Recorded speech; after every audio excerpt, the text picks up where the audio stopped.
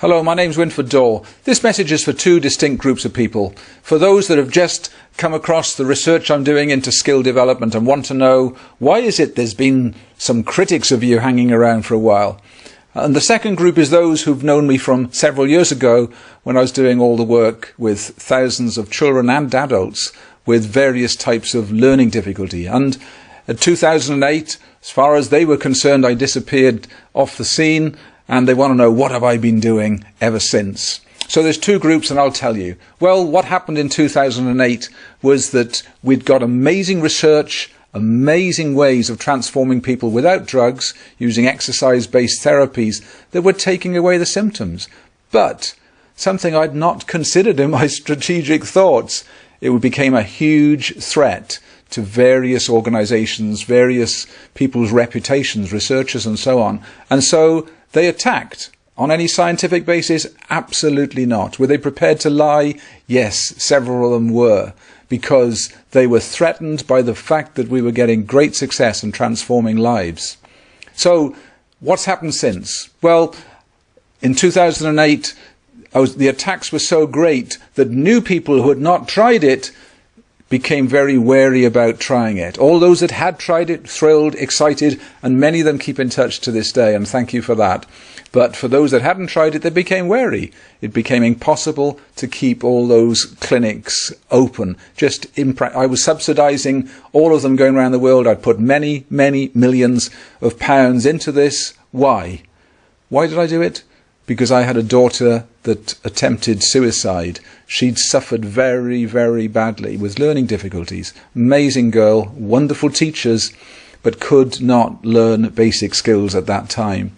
So I talked to researchers about what was going on in the brain, and they gave me all sorts of clues and insights and possibilities, and we applied it, and you know what? We found it worked beautifully and brilliantly, gave her hope, gave her skills, basic fundamental skills that changed her life.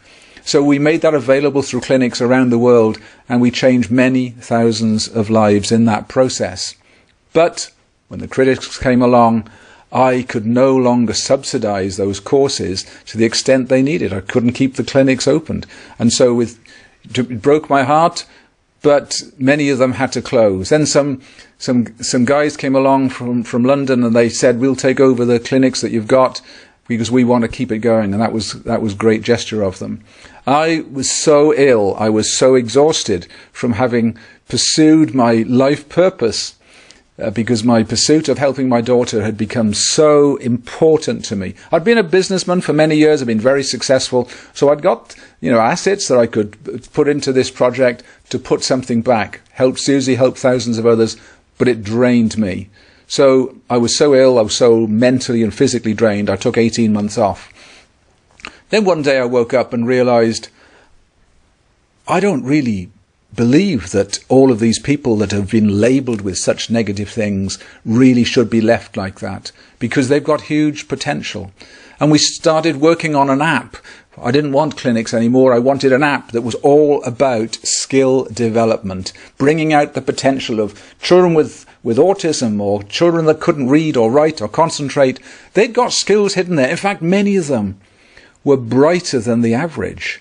So I realized that it was my job to come up with something that was all about skill development, that was very accessible, very affordable to all. So guess what? I put a few more million into that project this last few years, and enjoying it so much. We had our first world champion last year, and we've had countless stories of children along the way and adults whose lives have been transformed. So that's what I'm up to now. And we've got products now for the corporate world to help people perform far better in their work, be more confident, less stressed, and so on. We've got products, of course, for children, and we've got products for the elderly, and we've got products for athletes, all of them drug-free, things you can do at home, all online. And so that's an exciting phase. But something else has happened in my personal life, and that is at the end of last year I met my soulmate. Ninka Mauritson is her name, and when I met her, she's from Denmark, when I met her, I realized that her life story was so parallel to mine. She'd had a child with serious autism, And when he's a young boy, the authorities wanted to lock him up and said, look, just lock him up, put him away. And she said, I can't do that. And she toured the world looking for nutritionalists, looking for doctors who understood how to detox. And she came up with some programs, and guess what? She transformed her son's life.